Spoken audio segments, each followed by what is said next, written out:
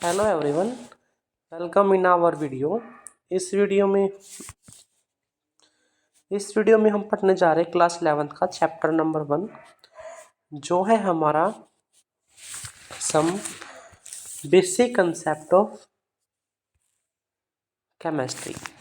ये चैप्टर हमारे जितने भी केमिस्ट्री में चैप्टर आएंगे उन सबका बेसिक्स है। क्यों?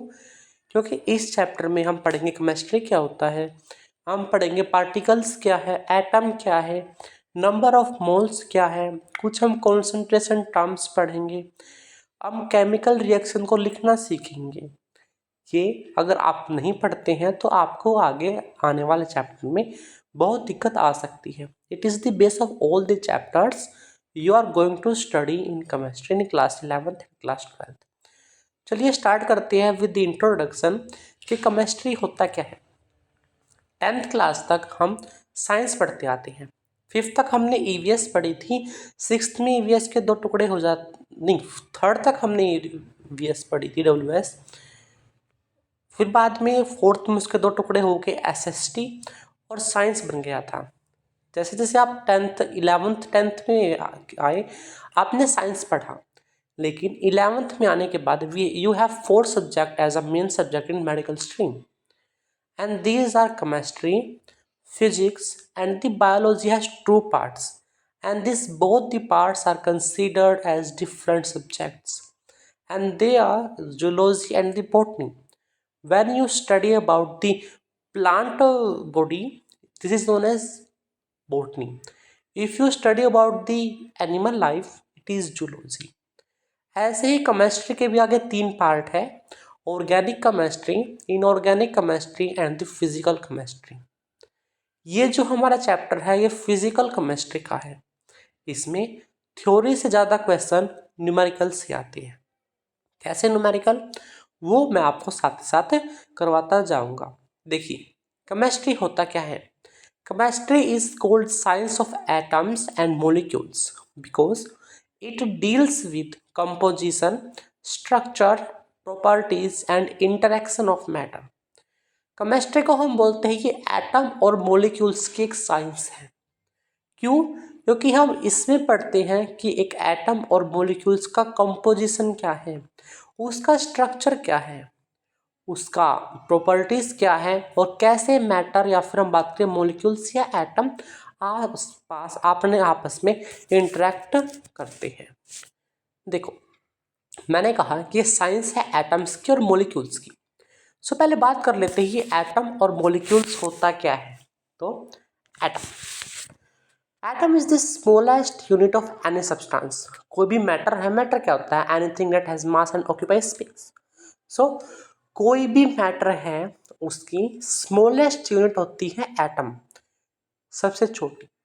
हर एक चीज़ एटम से मिलकर बनी हुई होती है। एटम मिल्स के मॉलिक्यूल्स बनाते हैं, कंपाउंड्स बनते हैं। देन अगर हम अपनी बात भी करें, हम क्या ह्यूमन बॉडी है वो बहुत सारे ऑर्गन सिस्टम से मिलकर बना हुआ है। ऑर्गन सिस्टम ऑर्गन से, ऑर्गन टिश्यूज से, टिश्यूज सेल से, सेल सेल ऑर्गेनली से। लेकिन अगर हम उसके अंदर भी जाए तो वहाँ पर भी सबसे छोटी इकाई हमें एटम देखने को मिलती है। So atom is the smallest unit of any substance. कुछ एटम्स के एग्जांपल है oxygen atom, nitrogen atom, F यानी कि आयरन एटम, N यानी कि सोडियम एटम। अब जब एटम आपस में कंबाइन करते हैं then they form molecules. So molecules are of more than one atom. अब जो एटम है वो किस किस प्रकार से मिल सकते हैं। मान लीजिए हमारे पास O था, हमने O से मिला के O2 बना दिया। जो ये O है और ये O है, ये दोनों एटम है, लेकिन जब ये O2 बना तो O2 क्या है, एक मोलिक्यूल है। ठीक है, समझ में आया। अब आगे देखो, हमने एक और एग्जाम्पल लिया। हमने अब इस O2 को H2 से मिलाया तो हमारे पास वाटर मॉलिक्यूल मिलके आ गया। देखो एक मॉलिक्यूल हमारे पास O2 है, एक मॉलिक्यूल्स हमारे पास H2O है। दोनों ही मॉलिक्यूल्स हैं, इनके अंदर अलग अलग एटम हैं। अब इनमें डिफरेंट क्या है। जो O2 मॉलिक्यूल है वो 2 एटम से मिलकर बना हुआ है O, और O। और वहीं पे जो H2O वाटर मॉलिक्यूल है वो एक H2 और एक O से मिलकर बना हुआ है। इसमें सारे एटम सेम हैं, H2O में सारे एटम डिफरेंट है। सो जब सारे एटम सेम होते हैं then these are called as homoatomic molecules. What are the homoatomic molecules? The molecules that have similar pair और similar kind of atoms. वहीं पे जो हेट्रोएटॉमिक मॉलिक्यूल है, जैसे हमारे पास वाटर था, इसमें हमारे पास डिफरेंट टाइप के एटम थे, तो it is hetero. Hetero means different. तो ये एक हेट्रोएटॉमिक मॉलिक्यूल्स हमारे पास है। अब दोबारा से वही एग्जांपल लेते हैं वाटर का। अब इस वाटर के एग्जांपल में आप देखो, यहाँ पे हमारे पास दो तो हाइड्रोजन के एटम हैं और साथ ही साथ एक हमारे पास ऑक्सीजन का एटम है। टोटल मिला के हमारे पास है 3 एटम। तो जो 3 एटम है ये कहलाती है एटॉमिसिटी।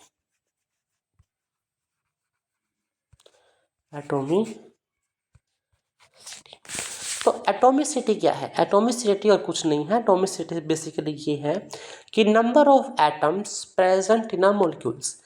एक मॉलिक्यूल के अंदर जितने भी नंबर ऑफ एटम प्रेजेंट है वो होती है एटॉमिसिटी।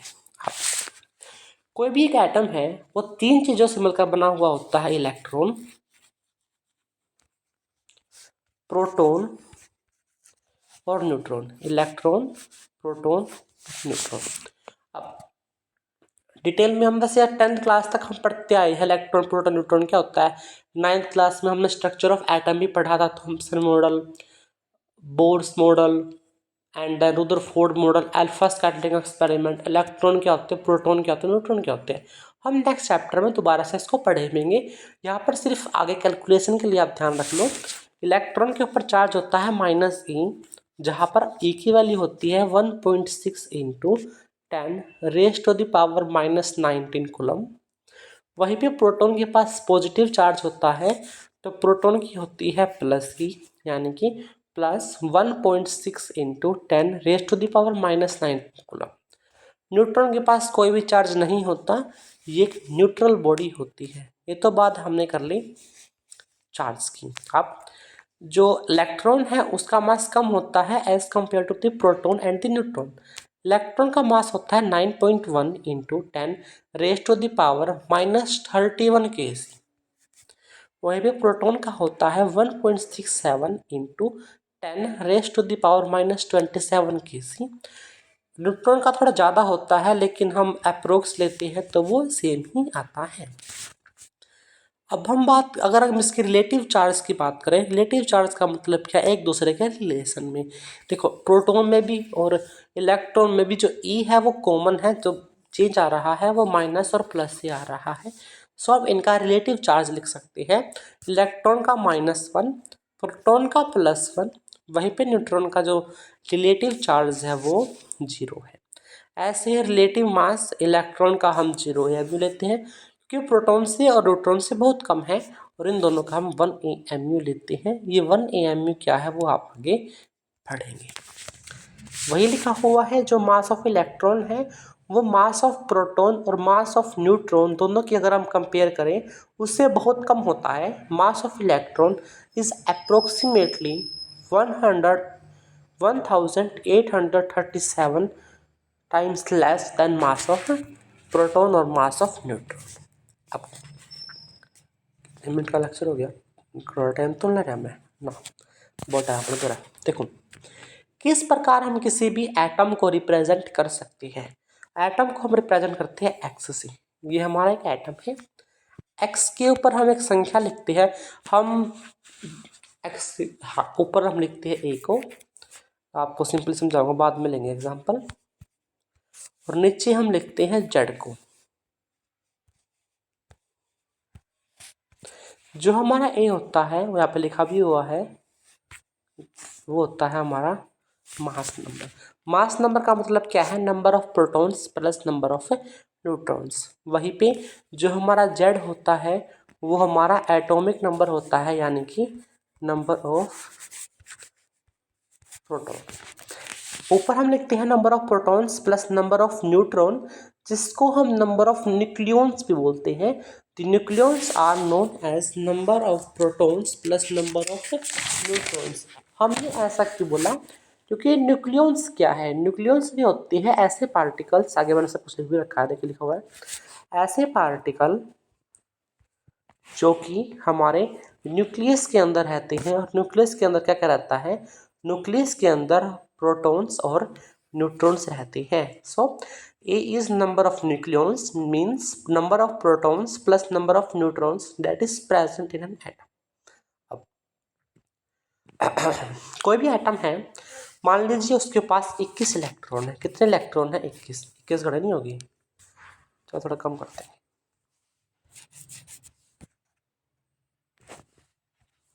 मान लीजिए उसके पास है 2 इलेक्ट्रॉन है, सिंपल क्वेश्चन लेंगे। अगर उसके पास 2 इलेक्ट्रॉन है तो क्या काम कर सकता है? वो 2 काम कर सकता है। या तो वो 1 इलेक्ट्रॉन ले ले और अपने पास 3 इलेक्ट्रॉन कर ले। उसने 2 इलेक्ट्रॉन में से 1 इलेक्ट्रॉन को छोड़ दिया और अपने पास 1 इलेक्ट्रॉन रख लिया। जब उसने 1 इलेक्ट्रॉन लिया तो उसके पास इलेक्ट्रॉन ज़्यादा हो गई। क्या हो गई? इलेक्ट्रॉन ज़्यादा हो गई, मीन्स उसके पास जो है चार्ज आ गया। क्या आ गया? चार्ज आ गया। अब चार्ज क्या है? किसी भी एटम के ऊपर कोई भी चार्ज प्रेजेंट कैसे आता है? या तो कुछ नंबर ऑफ इलेक्ट्रॉन को लूज कर दे, छोड़ दे, या फिर कुछ को गेन कर ले, अपने पास रख ले। अगर वो रखेगा अपने पास ज़्यादा इलेक्ट्रॉन्स को, तो जो इलेक्ट्रॉन है वो नंबर ऑफ प्रोटॉन से ज़्यादा हो जाएंगे, तो उसके पास नेगेटिव चार्ज आता है।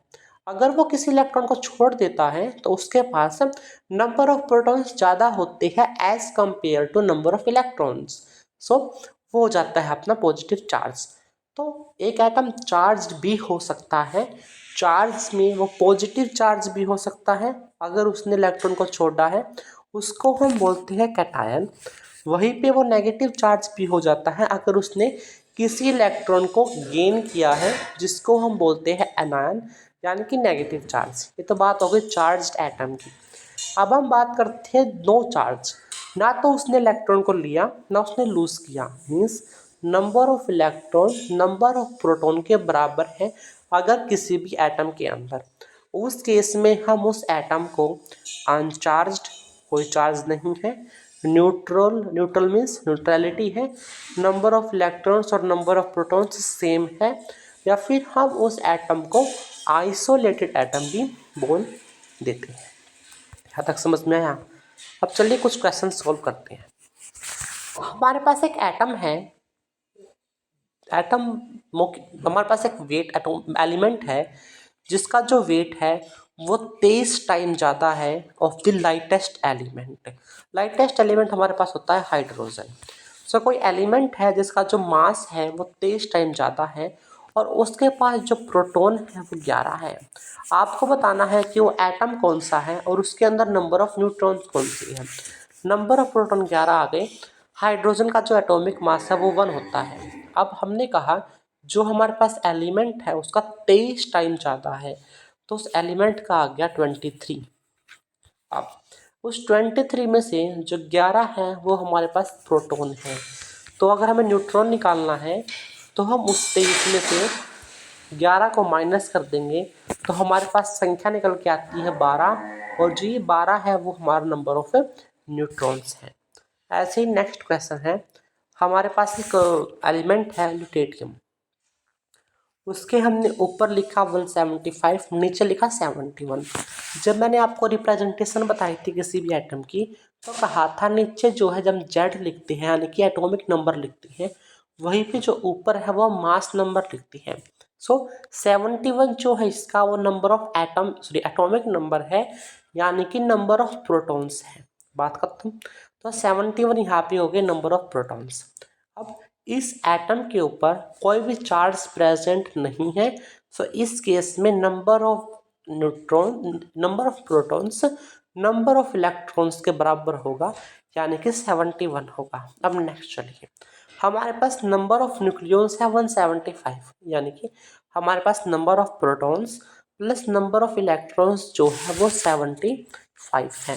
175। अगर मैं उस 175 में से हमारे 71 को माइनस कर दूंगा, टोटल में से जब मैंने नंबर ऑफ प्रोटॉन्स को माइनस कर दिया, then we will get number of neutrons, जो हमारा निकल के आता है 102।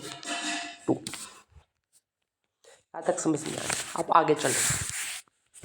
जब हमने नेचर में देखा, यहाँ तक तो हमने पढ़ लिया कि किसी के पास है एक पर्टिकुलर नंबर ऑफ प्रोटॉन्स होते हैं, एक पर्टिकुलर नंबर ऑफ न्यूट्रॉन्स होते हैं। लेकिन जब हमने किसी एलिमेंट को स्टडी किया, तो जब हमने किसी एक एलिमेंट के अलग अलग एटम को स्टडी किया, तो हमें पता चला कि वहाँ पे कुछ ऐसे उसके एटम प्रेजेंट हैं जिसके पास नंबर ऑफ न्यूट्रॉन्स अलग अलग होते हैं। जैसे अगर मैं बात करूँ हाइड्रोजन की, हाइड्रोजन के पास 1 भी होता है, हाइड्रोजन के पास 2 भी होता है, और हाइड्रोजन के पास 3 भी होता है।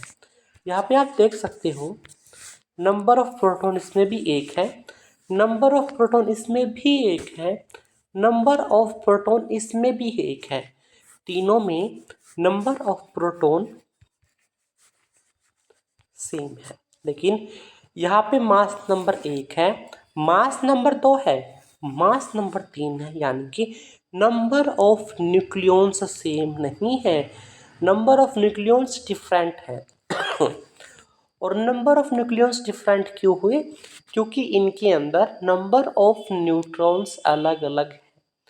इस बेसिस पे हमने इन तीनों को बोल दिया कि ये तीनों के तीनों एक दूसरे के आइसोटोप्स हैं। क्या है?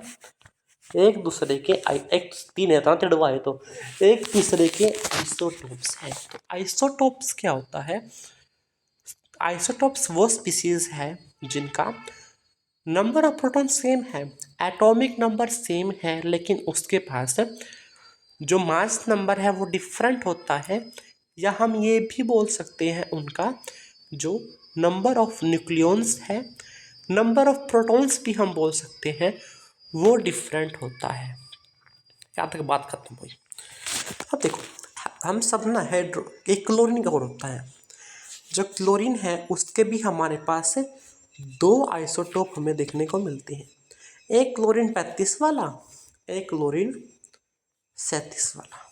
अब ये कन्फ्यूज़न आई कि जो हम एटॉमिक मास ले कैलकुलेशन के लिए, या फिर हम लेंगे वो किस प्रकार लेंगे, तो हमने कहा हम इनका एवरेज निकाल लेंगे। क्या निकाल लेंगे? एवरेज। एवरेज कैसे निकालेंगे कि कौन से आइसोटोप की अबंडेंस कितनी है नेचर में, वो निकाल के हम उसकी एवरेज से निकाल लेंगे। कैसे निकाल लेंगे? जैसे क्लोरीन का 3 है, ठीक है,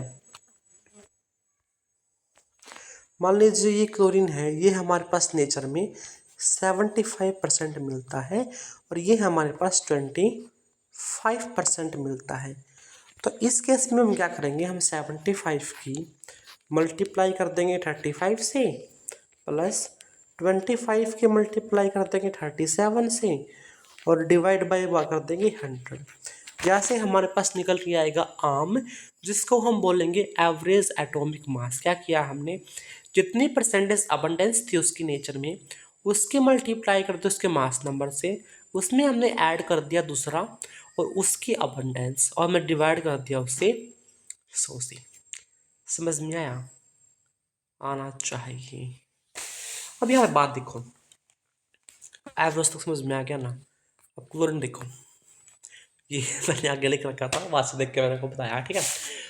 तो देखो, जितने भी आइसोटोप्स हैं उसमें नंबर ऑफ न्यूट्रॉन्स अलग अलग होती है, लेकिन नंबर ऑफ प्रोटॉन्स, या फिर अगर मैं बात करूँ नंबर ऑफ इलेक्ट्रॉन्स, सब में सेम है। अगर इनमें सब में सेम है, सिर्फ नंबर ऑफ न्यूट्रॉन्स अलग अलग होते हैं, तो नंबर ऑफ न्यूट्रॉन्स की मदद से तो हम उसकी फिजिकल और केमिकल स्टेट को डिफाइन ही नहीं करते, हम डिफाइन नहीं करते उसका यूज़ करके, तो ठीक है। अगर हम डिफाइन नहीं करते तो हम ये बोल सकते हैं आइसोटोप्स की जो केमिकल प्रॉपर्टीज़ है और जो फिजिकल प्रॉपर्टीज़ है, क्यों, दोनों की नंबर ऑफ इलेक्ट्रॉन्स और नंबर ऑफ प्रोटॉन्स सेम है, तो उसके केमिकल और फिजिकल जो प्रॉपर्टीज़ है वो भी सेम है। अब आगे क्वेश्चन देखिए, हमें दे रखा है कि हमारे पास एक न्यूक्लियस है कैल्शियम का, जिसका एटॉमिक नंबर 20 है और मास नंबर 40 है। तो उसके न्यूक्लियस में क्या क्या प्रेजेंट होगा। न्यूक्लियस के अंदर क्या क्या होता है, न्यूक्लियस के अंदर नंबर ऑफ प्रोटॉन्स और नंबर ऑफ न्यूट्रॉन्स होते हैं। इस केस में हमारा अगर एटॉमिक नंबर 20 है, atomic number is equal to number of protons, तो यहाँ पे हमारे पास 20 प्रोटॉन है। और हमने जब मास नंबर में से एटॉमिक नंबर या फिर नंबर ऑफ प्रोटॉन्स को माइनस किया, then we get number of neutrons. हमारे पास इस केस में 20 ही नंबर ऑफ प्रोटॉन्स हैं और 20 ही हमारे पास से नंबर ऑफ न्यूट्रॉन्स हैं। यहाँ तक बात खत्म। अब आगे देखो, अब हमें कुछ ऐसे स्पीसीज भी मिली जो अलग अलग थी, अलग अलग एटम थे, अलग अलग एलिमेंट थी। उनके नंबर ऑफ प्रोटॉन्स अलग थे, नंबर ऑफ इलेक्ट्रॉन्स अलग थे, लेकिन उनका मास नंबर सेम था, उनके नंबर ऑफ न्यूक्लियॉन्स सेम थे। नंबर ऑफ न्यूक्लियॉन्स मीन्स उनके sum of number of proton and sum of number of neutrons वो सेम। उनको हमने बोला isomers. They have same mass number but they have different atomic number. अगर उनके पास different atomic number है तो वो डिफरेंट डिफरेंट एलिमेंट होंगे। अगर वो डिफरेंट डिफरेंट एलिमेंट होंगे तो उनका केमिकल प्रॉपर्टीज़ और उनकी फिजिकल प्रॉपर्टीज़ भी अलग अलग होंगी। जैसे आप यहाँ पे देख सकते हो कार्बन कार्बन का जो मेन हम एवरेज लेते हैं वो 12 लेते हैं एटॉमिक मास, लेकिन कार्बन का एक आइसोटोप है जिसका जो मास नंबर है वो 14 भी होता है। वहीं पे नाइट्रोजन का भी 14 होता है। कार्बन 14 वाला, नाइट्रोजन 14 वाला आइसोबार्स है। इनके नंबर ऑफ प्रोटॉन्स तो अलग अलग है, लेकिन इनके जो नंबर ऑफ न्यूक्लियॉन्स हैं वो सेम है। ऐसा ही हम पोटेशियम जो 40 वाला है और जो कैल्शियम 40 वाला है, पोटेशियम का एटॉमिक नंबर 19 और कैल्शियम का 20 होता है, लेकिन इन दोनों के अंदर जो नंबर ऑफ न्यूक्लियॉन्स है वो सेम होते हैं 40। Then we can say that they have same number of nucleons but have different number of protons. अब आगे चलो।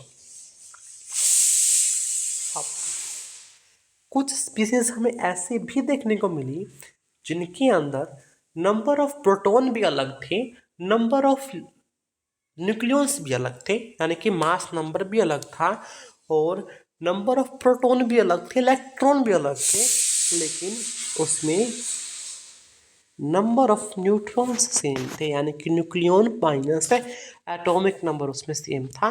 ऐसी स्पीसीज को हमने बोला isotones. They have same number of neutrons. क्या तक समझ में? अब और आगे चलो। फिर हमें कुछ ऐसे देखने को मिली जिनके अंदर सिर्फ और सिर्फ इलेक्ट्रॉन का नंबर सेम था, उसको हमने बोला आइसो इलेक्ट्रॉन। अब कुछ ऐसे भी थे जिनके अंदर नंबर ऑफ इलेक्ट्रॉन तो सेम थे, यानी कि वो आइसो इलेक्ट्रॉन को थे ही, लेकिन उसके साथ साथ दे have same number of atomicity, यानी कि उनके जो नंबर ऑफ एटम्स थे वो भी सेम थे। जैसे एग्जांपल है CO2 का और NO2 का। CO2 के अंदर भी 3 एटम है, NO2 के अंदर भी 3 एटम है, दोनों के अंदर ही 22 इलेक्ट्रॉन है, तो they are isosters, means number of electrons and they have same atomicity. Last है आइसोडायफर्स। आइसोडायफर्स क्या है? आइसोडायफर्स में क्या होता है, A-2Z, यानी कि mass number minus twice number of the protons, या फिर हम ये बोल सकते हैं number of neutrons minus number of protons. क्या जितने भी नंबर ऑफ न्यूट्रॉन्स हैं हमने उसमें से नंबर ऑफ प्रोटॉन्स को माइनस कर दिया, तो ये हमारा निकल के आती है आइसोडायफर्स।